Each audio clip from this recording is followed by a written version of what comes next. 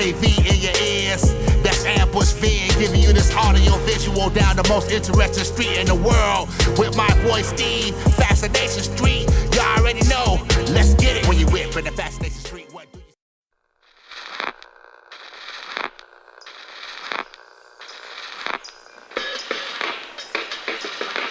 Hi, I'm Brad Roberts from Crash Test Dummies, and you're listening to Fascination Podcast.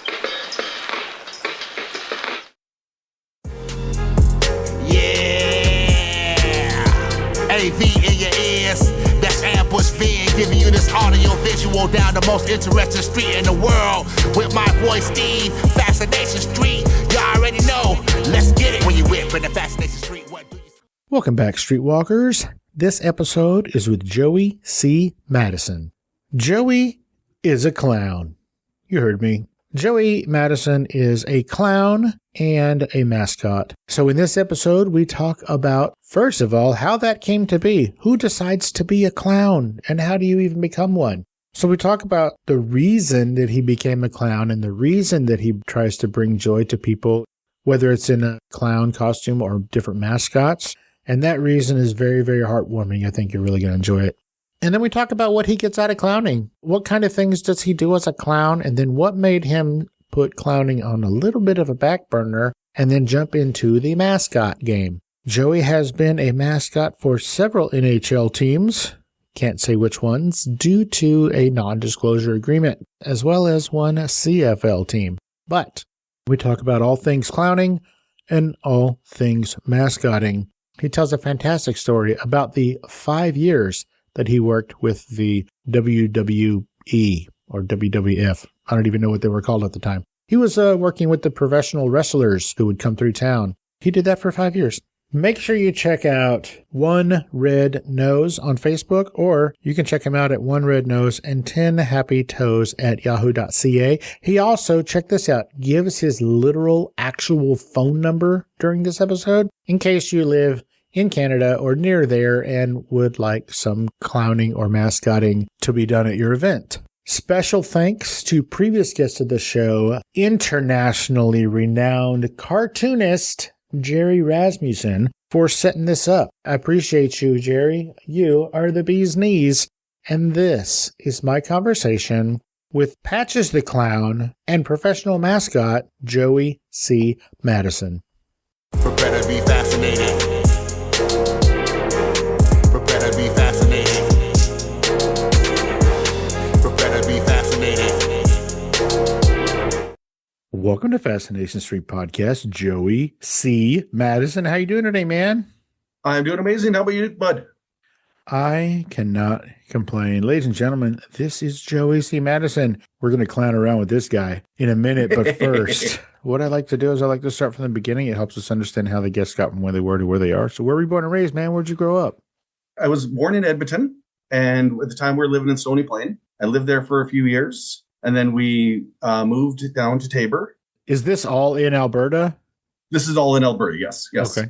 Yeah. Born in Edmonton, lived in Stony for a few years, then went to Tabor, and was there for about 10 years till grade 6. Moved from Tabor to Devon, and that's where I finished off high school. And I thought, I've always lived in small towns. I need to challenge myself to move to the city. So I went to Edmonton, didn't even last there like 2 years, and moved to a farming community called Barhead. And then from Barhead, moved to Westlock.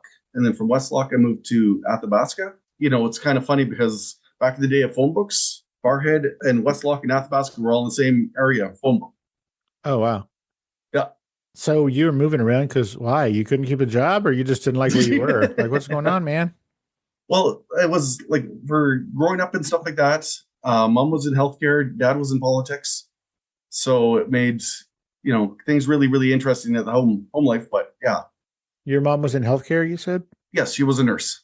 Oh, cool. My wife is a nurse. My mom was a nurse. My wife's mom, sister, and brother are nurses. Like everybody's nurses around here.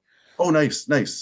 And my high school days were when they were doing all those cuts around here for nurses and stuff. But this is the crazy part. My dad worked closely with Ralph Klein, who was doing all the cuts. And then my mom was working really closely with the union for the nurses. Oof. So supper discussions were very, what side do you think, Joey? That's where I learned to be Switzerland, neutral. Nice. Wow. Yeah. For the first time, a Canadian family gets into a heated conversation instead of being like, no, you go first. No, you go first. No, after you. No, after you. No, please, I insist. Yeah, we broke the mold on that one. I love it.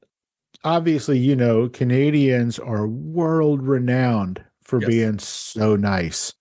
Oh, yes. What do y'all think about that? Like, what do the Canadians think about your stereotype of being super nice?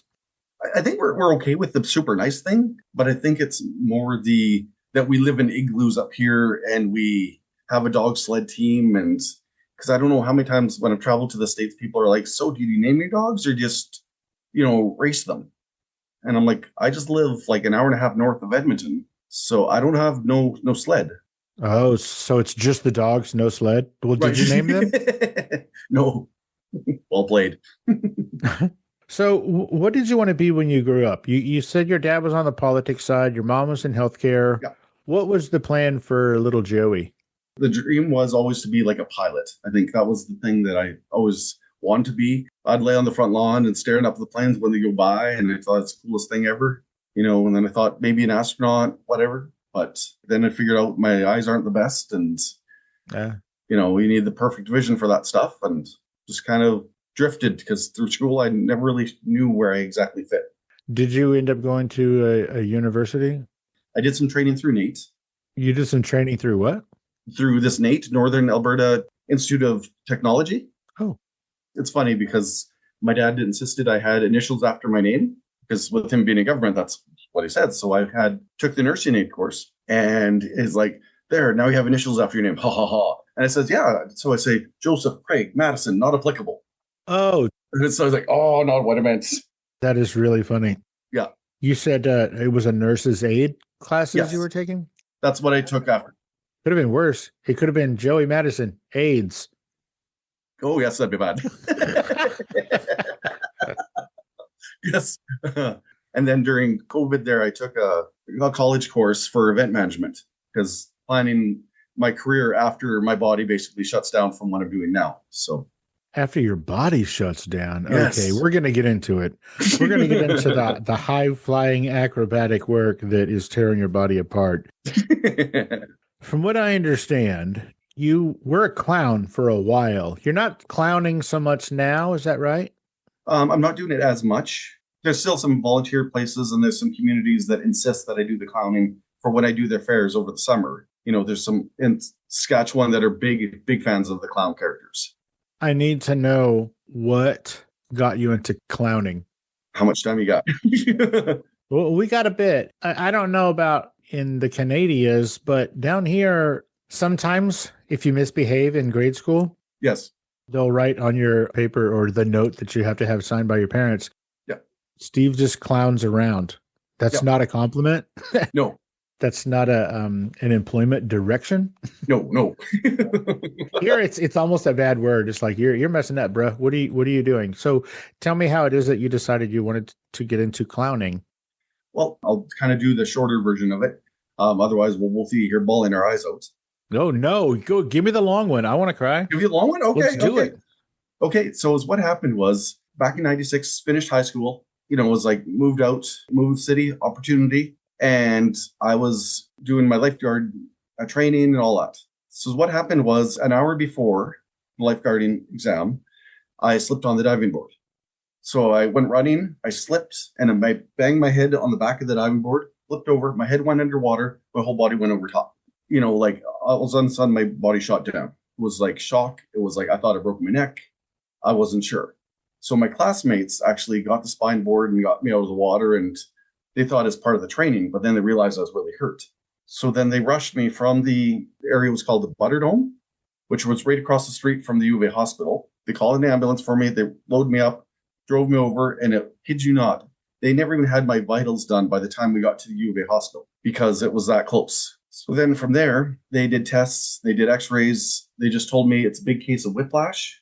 It's not like my neck is broken. It's going to be a matter of time before my body responds back. So they put me in this little side room and they'd run tests like every now and again. The doctor would come in and stab his pen in the bottom of my foot, trying to get feeling back, saying, hey, do you feel that? Do you feel that? And they'd say, try and squeeze my hands. Nothing. So as I'm laying there and just, terrified, because like I said, I was just new out of high school, and it says, okay, let's call your emergency contact here. And, so they bring the phone close and they dial my parents' number, got the voicemail. And I immediately said, hang up the phone, hang up the phone. So they hung up the phone. They said, well, why didn't you want to leave a message? I'm saying, what am I going to say? Hi, it's Joey. I'm currently in the spine board in the U of A hospital. Don't worry, the doctor says I should be fine. Didn't give me a timeline, but he says I should be fine. So I was like, no, that's okay. So then I sat, waited and waited. And as time went on, all of a sudden these little kids started coming in. Every time the doctor would leave, these kids would come in. And at this point in my life, as my brother would say, as the Pied Piper with kids at the family reunions, but then I'm the youngest of three.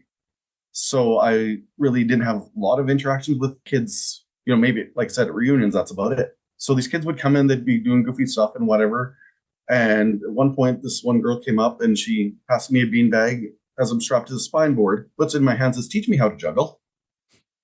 And I was like, okay. And my hand would kind of twitch and spasm. So did you know how to juggle? No. Okay. No clue. No clue. Then the doctor would come in, that's scap her off. So this went on for quite some time, back and forth, back and forth, back and forth. And as it's going on, I'm realizing I'm getting more and more emotion. They'd put their head above my head and then I'd make a funny face or whatever. So it was just like, I didn't even know where these kids were coming from, but whatever. It was entertaining my time, my lull that I was in there. So I'm like, okay.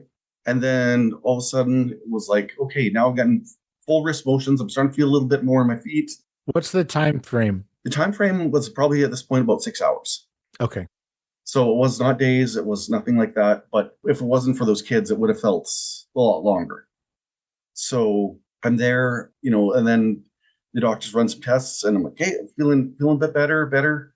And then finally I was able to actually do a little bit of juggling, still strapped to the spine board. And kids thought it was the most amazing thing. They're cheering, they're hollering, and they just loved it.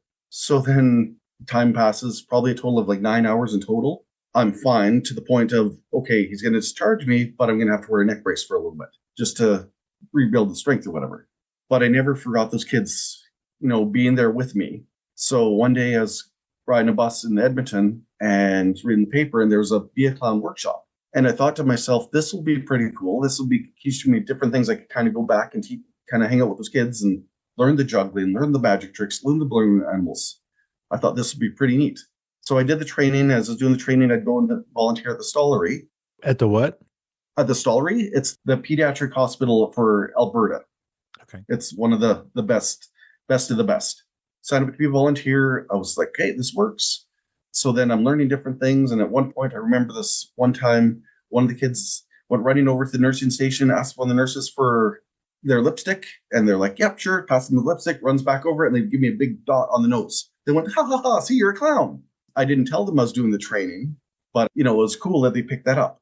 This went on for about 3 months. And then I went in there one day, walked into the room, and the kid that was with me the most, she wasn't there.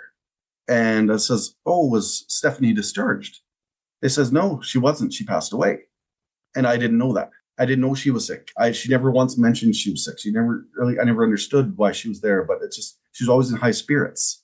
And so I immediately sunk. I call her my angel. She was there during my darkest times. I just sat there and cried. And then the dad actually just popped in. He says, hey, you're coming to the funeral, right? I says, you betcha I'll be there. And he goes, good, because Stephanie talked lots of you. I'm like, I appreciate that. So I went there and still miss her because it hits the strings. So what happened? So then time passes, funeral happens. I'm ADHD. I'm one of those people that needs to be moving and stuff. That works best for me. So after the service, after I shared the story of how she impacted my life, I was helping them clean up chairs. And the dad was like, thank you. Appreciate you helping. And says, here, Siobhan, you have this. And passed me this envelope. And I was like, I'm not taking money. She was good to me. She helped me through my darkest time. She really helped me figure out who I am. Says, no, she insisted you have this. It says, but the condition is you open this up after you leave here. Like, okay, whatever, put it in my back pocket. I'll put away chairs.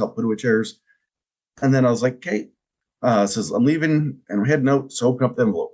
And there was a cutout in a heart shape from her favorite blanket as a patch. So I thought to myself, oh my goodness. At this time, I couldn't figure out a clown name. I had Joey as my thing I was thinking about, but it just wasn't fitting. So then I thought to myself, Patches the clown is born. And now I've sewed that patch inside of every patch's variation I've done in the costume. So it's a tribute to her. So every time I put on that costume, I see that patch staring at me. So I know she's watching.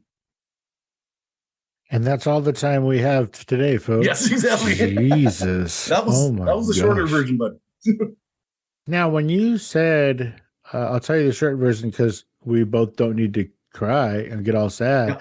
I had no idea that children were going to be harmed in this story. This is tragic. Oh my gosh. Yes. Hey, Streetwalkers, here's a word from our sponsors. Let's get back into it. So Patches the Clown is what you went by or what you go by? When I volunteer for different events, that's the one that does the show. Yeah, Patches. How long was your clowning class? It was about 6 weeks, twice a week. And so when you finish, do you get like a clown certificate or something? Like, are you a certified clown or whatever? Certified clown. Yep. Is that what they call it? Do they call it certified clown? That's what I call it. I don't know what they call it. Some of my friends in the field, they call it different things, but. What did your dad say? Oh my goodness. Oh, it's like he was furious because he was about the image. He's about the, like said government. So he's like, no, I don't know about this. Is he the kind of government who wears a wig? Does he wear a wig and he's a barrister and he yells at people and says, I said good day, sir, like in a courtroom? No, he'd just be one of those that rolls his eyes at a lot of his, son especially. But he wasn't happy about it at all. And the sad thing is, it was up to his final days that actually talked to him. I said, listen, I know you don't support my career choice, but have I ever borrowed money from you? He's like, no, never. I said, so what's the problem? So he took that to his grave? Yep. That he was mad at you for not getting initials behind your name? Yeah. He says, you had so much more potential in that. And I'm like, but the thing is, I was about being happy. Like, that's where dad was dad and mom was the one that was like, when I was growing up, I remember pushing around a snack cart at the hospital and giving out snacks. And then in between that, I would grab a crib board and play crib with some of the patients, so that's where they really balanced out each other. From hearing this story, your mom sounds Canadian. Your dad sounds American. Where's your dad from? He does not sound Canadian. No. I don't know where he lived, actually, because it was uphill both ways, I remember him talking about. Sure. No, it was Edson, in another place in Alberta. So he was also Canadian, really? Yep. Wow. He was the only not super friendly Canadian. No, but the thing is, anyone that dealt with him in the office, they said, oh, he's super friendly. He's all this and that. And I'm like, sure. At his funeral, I thought they were talking about the wrong guy. Wow. So, yeah. Well, I'm glad that you were able to at least point out to him that, hey, look, you might not agree, but I have never had to borrow money from you. So there is that. Yep. Are you a parent? I'm not a parent, no. Okay. So as a parent, all we want, or at least all we're supposed to want, all I want is for my kids to be happy and self-sufficient. Yes. I don't give a shit if they're driving Porsches or living in a shanty. That's none of my business. I don't care. Right. The only thing I care about is that they're happy and they can pay for their own stuff, their own lifestyle. That's all I care about. Exactly. And it sounds like that's where you were or are. Yep. Being a clown, was that ever a full-time job? Like, was it your only source of income at any point? It's more been recently, and it's been in the past 2 years. I've been doing it solely, but it's been the clowning / mascots. Before that, it would always be kind of like the filler. Mm-hmm. If I was between jobs, I'd find some stuff. Or like sometimes when I go on holidays or travel, sometimes I'll bring some of my gear with me and I'll kind of do some stuff around that area. You're just walking down the street dressed up as a clown? Well, sometimes, but this is before the clown scare and stuff like that. That's, yeah. Okay, let's talk about the clown scare. Okay. Because this was probably like 10, 15 years ago, right? Has it been that long? Wow. I feel like it has. I could be wrong, but I think so. Yeah. I thought that was just an American thing where all of a sudden there would just be like a clown standing on the side of the road, like just scaring the hell out of people. Yes. A clown would just come running out of the woods for no reason. Yeah. So that was happening in Canada as well? Yes, it was. Yes. Do you have any idea where that came from? Is it Stephen King's fault? Can we blame that guy? I would say that would be my first person I'd point the finger at, because before his movies, yes, in horror films, there's clowns, but not as prominent as is in his. And I just found that it was, it really the business took a turn there. That's where I had to switch from clowning to mascoting. So you clowned for a really long time. You still do clown here and there, but Yes. for the most part, your clowning has dried up because everybody's terrified of clowns now. Yep. So then how did you get into the mascot business? So, ladies and gentlemen, obviously, you know what mascoting is. I don't know if that's a verb, but I just made it one. Yep. So when I was in high school, the mascot for our high school was Cougars. Right? Okay. Rah, rah, Cougars. Go Team Spirit. Sure. And so there was 2 mascots because, you can't just have one. No. I mean, that's a lot of work. So there's 2 of them. And because this high school fancied itself as fancy, Mhm. the names of the Cougars were Neiman and Marcus. Oh, so stupid. okay. So stupid. How did you get into mascotting? And there's so few mascot opportunities. How were you able to kind of, I guess, get your foot in the door of that very, very niche job market? Well, it's a fun story. Unlike the last story I shared, where it's kind of sad, this one's kind of a funny one. I was working at a teen center in where I'm from right now, is Athabasca, and a lot of the kids were calling me Olaf. That was my nickname for the kids. From Frozen? From Frozen, yes. Okay. Yeah, because that's just what they like call me, whatever. And then it took me about a couple of weeks before I even saw the cartoon, because I wasn't really sure, because all I was told was a musical. But after seeing it, I saw the connection between me and Olaf. There's quite a bit. You're made out of snow and you have a carrot for a nose. Yes. Sure. Well, it's part of being Canadian, eh? Yeah. So what happened was I seen on Marketplace there was an Olaf for sale, Olaf mascot. And at this point, all I've done is clowning. Like I've done a few mascotting here and there, but nothing to the point of probably could count on one hand how many times. So I saw this Olaf, called him up, and it was a place that was about 2 hours away from where I lived. And I says, very interested in this, could I grab it after work? Like, yeah, no problem. So went out there, drove, picked up Olaf, and immediately was like, okay, this should be interesting. I don't know how this is going to go. Butterflies, did I do an investment that maybe I shouldn't have? It's not a thing that I really researched. I thought, well, let's try it. This lady that was selling it to me says she tried to make it go for birthday parties, but it didn't work for her. Like, okay. So then I posted on Facebook on my page, and I says, hey, Olaf's joining the party, and he's very excited to be here. Just kind of something. Because I was like, I'm just going to send it out there, universe. We'll see where it goes. So at this time, the page that you're adding it to, this is your event page. This is your booking page or whatever, right? This is your, okay. Yes. Okay, go ahead. So I put it out there. And I'm like, okay, set it out there, see how it goes. So then go for a drive back home. By the time I got home, I had 17 messages on Facebook for people saying, hey, would like to book Olaf for this winter festival. Hey, would like to book him for this birthday party. Hey, can you come by the daycare and do this? It was 17 of those messages.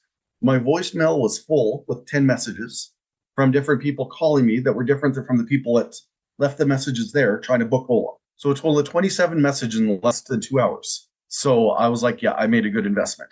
And how many of those 27 actually turned into a paycheck? 23 of them.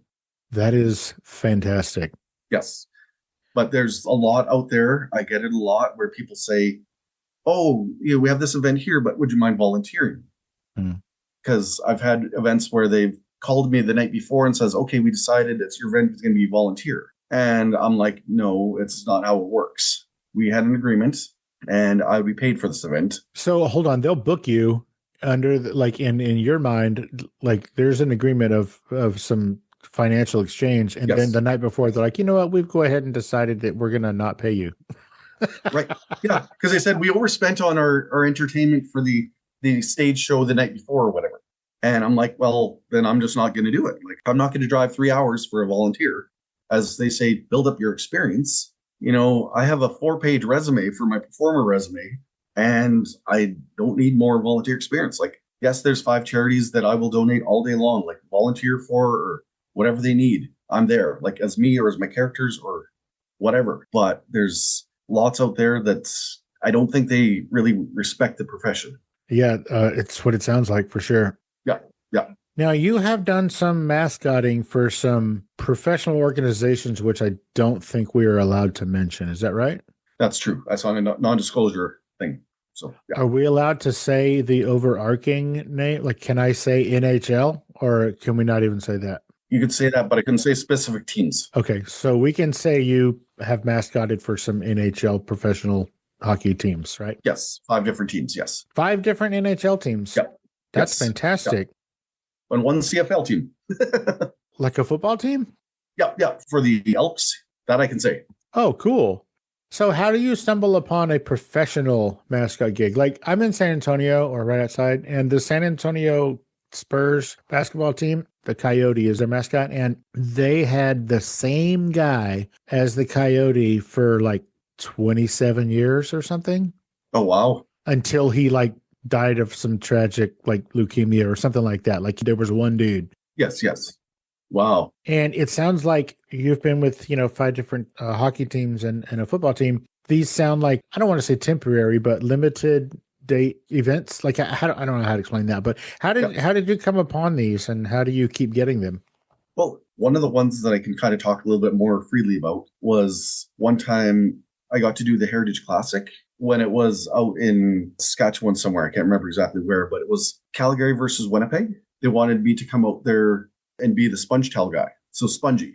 And it was interesting because somebody had heard about me from somebody else. And so then this company reached out to me and says, hey, we're taking care of this. Would you mind being the sponge tail? I didn't care. As long as it's part of the Heritage Classic, I'm totally game. So I'd post for pictures. I would interact with the fans. It was a good time. But then after that, it kind of like they were so impressed that they actually tipped me $100 on top of what I was being paid. Nice. Because they said, you didn't take breaks. You just went. I'm like, yeah, that's just how my style is. Yeah. I mean, not to sound like an idiot, but it's not like you're working in a coal mine. Like, do you need to take breaks? and that's it. I'm so overly excited about the event that it's like, it's easy for me to keep on going. But also the other part is going back to how I get some of these. There's sometimes when I went and I do an event, like say a clowning event or an event like out, like say in a different province or whatever. All of a sudden, somebody from there knows somebody from like an NHL team. And they're like, hey, by the way, did you know that this current team's mascot guy is hurt? Would you mind filling in for him? And then I reach out to that person. I do that event there. And as I'm doing that event there, that all of a sudden it's like I'm on the radar for other teams. And there's some of the players that have friends on other teams and they heard about stuff. So then sometimes I'll just basically leave from one team to the other. What is the longest that you spent mascotting for a team? Probably about 2 weeks. Gotcha. Home games? These are their home games. Yeah. Okay, cool. I guess it wouldn't make sense, right? If you're gonna be the mascot in somebody else's arena, that seems weird. They tried it once, and let's just say it didn't work. It wasn't a good experience. The costume came out smelling like beer, but yeah. Oh, nice. Yeah.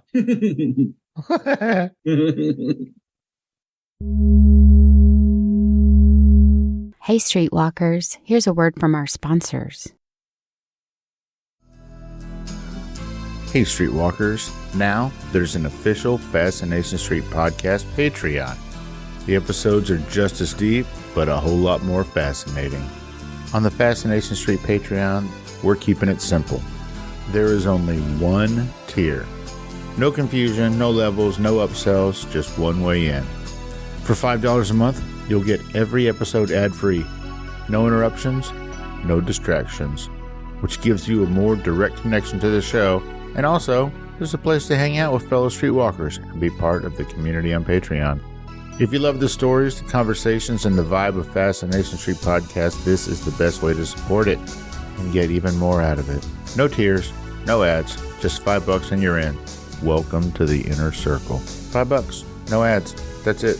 Patreon.com/Fascination Street podcast.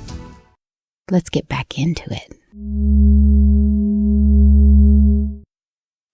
You mentioned that you work with some organizations, some charities and whatnot. Tell me about some of the things that you have done with the Make-A-Wish Foundation and why. Why do you affiliate yourself with them? Is what it is. It's just an organization that I believe strongly in. It does a lot of good.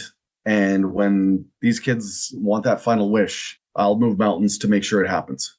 And it's just one of my few core ones. I just can't think more highly of an organization, what their mission is. What was the reaction for Joey the first time that Make-A-Wish reached out and said, hey, we have a kid whose prognosis is not looking good, and all this kid wants in the world is for you to come be a clown for him. Like, how did your heart not explode with joy? It did explode. It did. And finding out one of their final wishes was to meet me as me, meet me as Joey, meet me as the guy that's here rocking the plaid. There's no higher honor. Like, honestly, it's a thing that I wear it as a badge of honor. And there's some of these kids, I knew through the stallery where built these connections, then knowing their final days or their final hours, they wanted me. And it was like, wow, nothing more humbling. And it gives you great perspective on life. Do you feel like when you're doing those that it's just a little extra special give back to Stephanie? Yes, it's very much back to Stephanie, because honestly, if you would have met me before then to now, Stephanie helped me, because before then I was the shy kid in school that barely talked to anybody. I was afraid to talk because I'd stuttered a lot. People always said I was kind of awkward with my body, where I was like, almost felt like it was an ongoing growth spurt. My body didn't know where it was going. Well, that's got to help with mascoting, right? Because you can't talk when you're a mascot. So right, you can walk around like the Scarecrow from the Wizard of Oz, and that's just fine. Yes, exactly. There's no set thing. But as I've got older and I've done some talks, I've actually been able to be more confident with myself. So the stuttering's subsided. Now, on to some happier topics. Cool. I understand that one time you almost got killed in a wrestling ring. What? So what happened there was I was working as a teacher aide in a barhead school, which is another place here in Alberta. And I've been a wrestling fan since WrestleMania 4. So it's like long time. And these guys were coming in. Then there's a guy there, and he's former WWF wrestler. Who? Oh, it's one of the Killer Bees. Okay. There's a former WWF wrestler who lives in my little town. Oh, nice. His name is Goldberg. Oh, nice. There you go. I see him at the grocery store all the time. He's a nice guy. Oh, nice. That's cool. So this guy here, he was in the ring with Andre the Giant. He was, in WrestleMania 3. And, he's telling me about his resume and whatever. And he's like, this is what I like to do in communities. Somebody that's there from the community, I like to jump them and attack them. And then some guys come from the back, come and rescue. And I'm like, okay, sounds good. I'm game for that. He says, oh, awesome. Does the high school have a mascot? I'm like, yes, they do. He says, I can grab that. He says, what would you think of taking a bump where it's like I'm beating up the mascot and then it's like the guys come and rescue? I'm like, hey, I'm part of the show. I'm game for that. So then it's like we go out there and I'm in the ring getting beat up by this guy, and the guys missed their cue in the back to come and rescue me because they're flirting with some of the girls in the crowd. So you're just continuously getting beat up. Yes. And he's like, I'm not getting their attention. I'm not. Like, it's like they're just going, like, this is crazy. It's like, says, I got to do a big move to you. I'm like, do a big move. You have to. So he picks me up, and I'm not sure if you ever heard of the wrestling term, the razor's edge. So basically, head to the knees. He reaches around, grabs your gut, lifts you up, and like grabs your arms, like you sort of like a cross. And he's holding the inside of your armpits, and he falls down. That's what the razor's edge is. So he did this move to me, and off goes the head of the mascot. I'm winded beyond belief. Like, I'm like screaming in agony. The mascot head goes flying off? Yes. And it had a chin strap too. That's the funny part. So then I'm like there, like, screaming in agony. And the two guys come running in. The one guy clears the bad guy out. The other guy comes over, taps me on the chest, says, dude, you made that look so real. That was awesome. And meanwhile, I'm like, at this point, I'm like doing my wiggles of my fingers and toes to make sure I stop feeling. And he's like, dude, that was awesome. So they're helping me to the back, and I'm like hobbling. The promoter's like, that was amazing, man. That was amazing. And so next thing you know, it's like I got recruited to help them out for 5 years. Really? They only did like 2 shows a month. Still, that's a lot. It was. And that took a toll on my body, let me tell you. Yeah, I bet. So were you working with that same Killer Bee for the whole 5 years, or different wrestlers? No. I worked with all the different guys. My role was I'm a jobber, so I'm supposed to make the other guy look good. And when they're about 100 pounds heavier than me, that was really no problem. But they'd just say, oh, this is a spot we're thinking of doing. What do you think of this? I'm like, yeah, sure. And then let's do this to it. I went through tables. I got trash cans off the head. I got thrown off the top rope. It was a rough time, but it was also a fun time as a wrestling fan. Yeah, that's got to be like a dream come true for a little Joey, right? Oh, yes. Well, and it really built up my confidence too, because, the crap kicking, I got kicked out of there. It's like, and I still, around and just laughing and whatever. They just loved it. That sounds like a lot of fun. Yes. Ladies and gentlemen, Joey Maddison, whenever you are lucky enough to receive an email from this gentleman, at the very bottom, it says, Joey C. Maddison, Joy Facilitator for 1 red nose and 10 happy toes. First of all, I love that your position is Joy Facilitator. That's fantastic. Did you come up with that? Yes, I sure did. Well, actually, I had some help from some friends on Facebook trying to figure out a good title for me. I love it. Because I didn't want to say director, didn't want to say president or anything like that. I want to say something different. Sure. Tell me about 1 red nose and 10 happy toes. 1 red nose and 10 happy toes. For a lot of years, it was just solely me doing everything. It was me doing the talks with the potential clients. It was the ones meeting up, the ones getting the contract signed, the ones doing the event, doing the follow-up afterwards, make sure it was all good. And then it was also the one that was marketing, the one that was trying to do the PR stuff. For a lot of times, it was my 1 red nose and my 10 happy toes below that costumes. Just till recently, I brought on some staff, which is a learning curve for me too, but there are a lot of like-minded people, which is awesome. And it's a business that doesn't really say just solely mascoting and clowning. There's times when different companies have reached out to me and says, hey, would you mind helping out with this? And I'm like, sure. It's like, I put it all in my schedule. There's a group that's close to my heart here in town that's called Road to Hope. What they do is they provide drives for people that are going for cancer appointments or treatments. And a lot of times on the weekdays, I can fit that into my schedule. Just the people sitting with me, we share some laughs. And a lot of times they're like, oh, we're here already. Because I keep them so busy thinking of other stuff rather than the treatment. So when you're driving these people to the treatments and whatnot, are you dressed up as a clown? I am not. No. They frown on that. Well, I'm sure they do. Yes. I know that you primarily work in and around where you live. How would someone get a hold of you if they needed a clown or if they needed a mascot? How would someone go about reaching out to you? The best way would be phone. You can either call me or text me. And the number there is 780-891-8641. Or else they can email me at all in lowercase, all in words, is 1 red nose and, as in the AND, 10 happy toes at yahoo.ca. And I do travel quite a bit for my work. I'll be out in Brandon, Manitoba for a 6-day event, their winter festival. Okay, so let's talk about that winter festival, the 6-day event in Brandon, Manitoba. What are you going to be doing there? Are you mascoting? Are you clowning? Are you both? Are you making balloon animals and juggling? What does your 6-day chore, what does your work consist of for those 6 days? What are you doing? Is what I'm doing for those 6 days is I'm doing mascoting, because there is a gentleman there that's doing the clowning. He's been doing it for over 20 years there. And, it's kind of like I'm the new guy on the block. So it's, hey, I'm part of the show, so I'm happy. So he does his thing, I do mine. And so I'm packing 5 different mascots with me for the trip. So part of this is you're bringing your own mascot costumes? Yes. Oh, wow. Okay. So do they tell you which ones to bring, or do they tell you what they want, or how, is this like an in-depth conversation, or are they just like, hey, bring some stuff, do your thing, you're hired?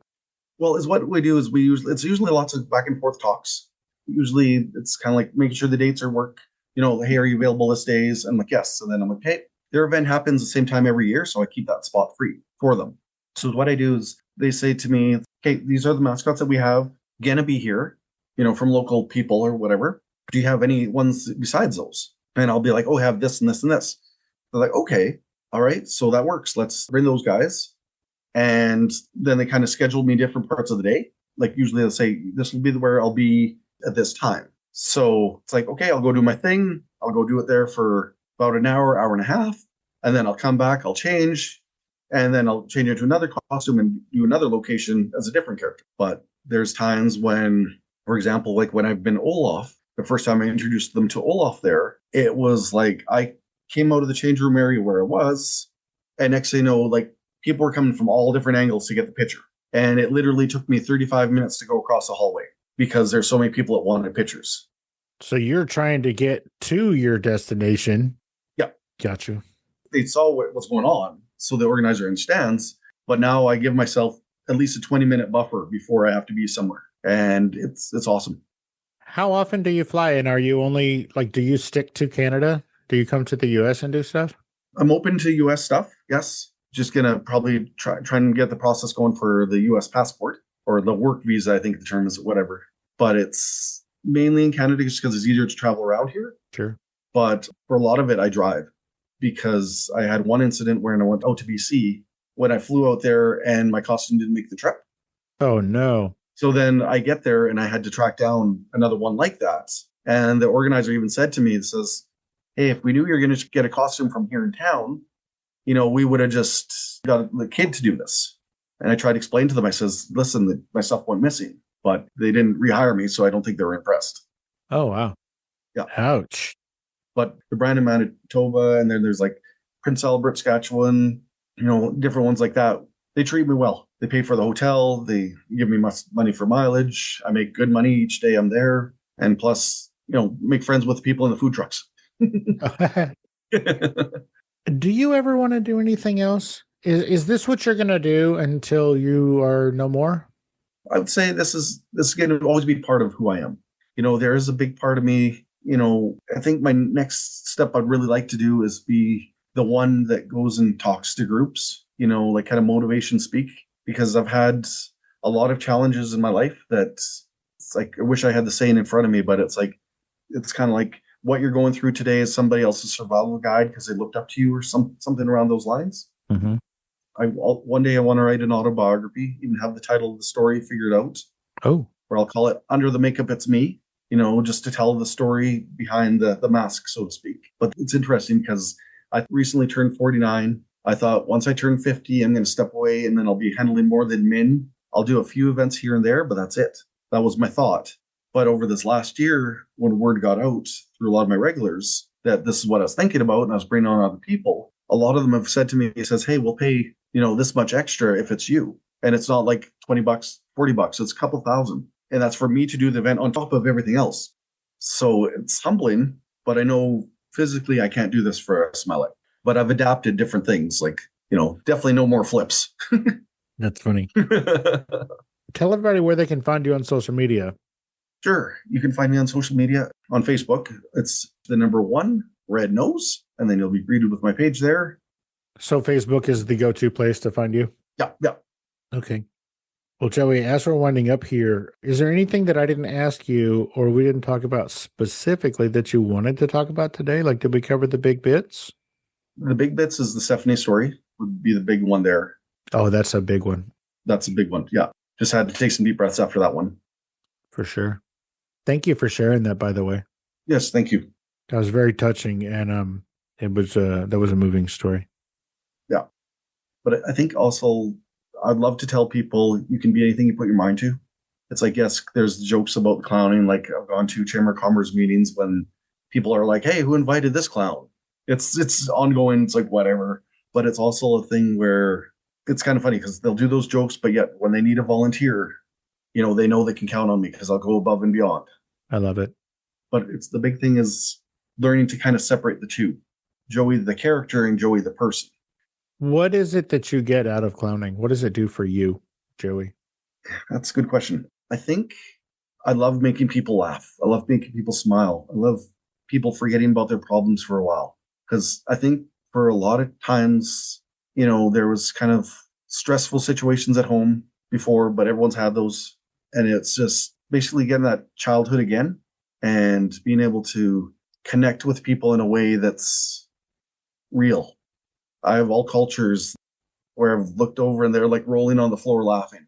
And I'm smiling even more, so proud. It's kind of like leaving my mark because one day I'm not going to be here and that dash is how we're defined. And, when they say my name, I want them to smile.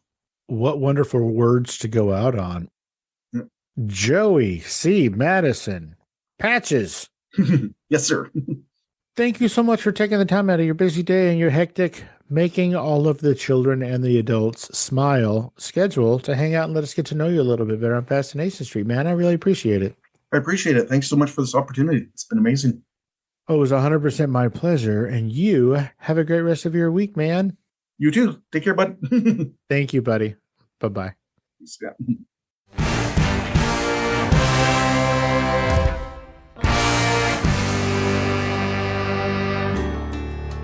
Opening music is from the song FSP Theme, written, performed, and provided by Ambush Vin. Closing music is from the song Kosh, written, performed, and provided with the blessings of Kosh Mojo himself. If you like the show, tell a friend. Subscribe and rate and review the show wherever you listen to podcasts. All episodes are available ad-free at patreon.com/Fascination Street Podcast.